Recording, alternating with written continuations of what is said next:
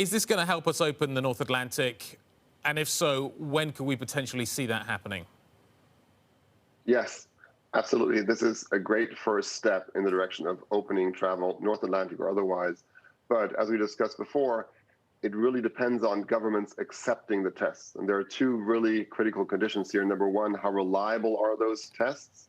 And secondly, do governments actually put the rules in place that you actually can use the test to get into the country and not be burdened by any quarantine restrictions, for example. So is the idea that you get tested kind of going into Heathrow and then you fly to New York and then it proves that you're good to go and then you're let loose? Like, is that in theory the goal? That's the dream, I'd say.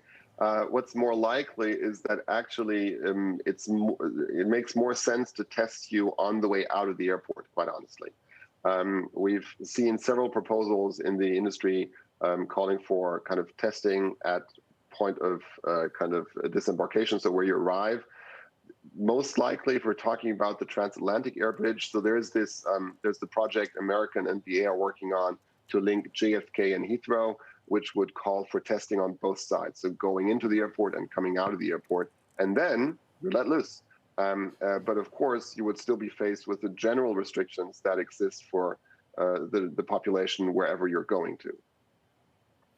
Is cost a factor here? It was interesting. I talked to Carsten Spohr at Lufthansa about this a few days back, and he was talking about €7 a test.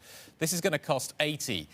Does it actually matter whether it costs 7 or 80? Do you think passengers will be prepared to pay? I think it depends very much on what type of passenger you're talking about. If we're talking about £80 on a £4,000 business class trip somewhere, then sure.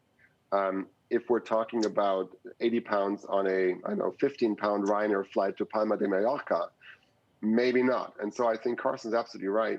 And I've heard him talk about it before, that the industry needs tests that are more affordable.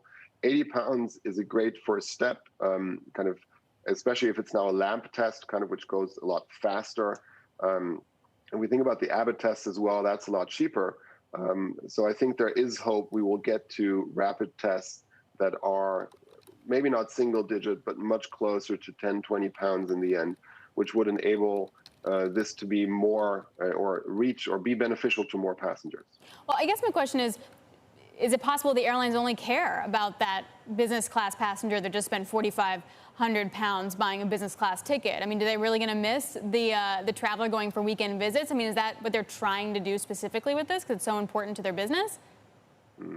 Again, depends on which airline. BA certainly has the corporate traveler from London at their heart.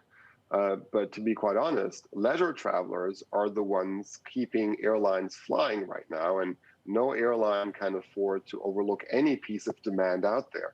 And so, yes, I think airlines will want travelers to come back. We actually think that leisure travelers will recover and come back flying much sooner than business travel, where there is the chance that business travel will stay impaired for a longer time.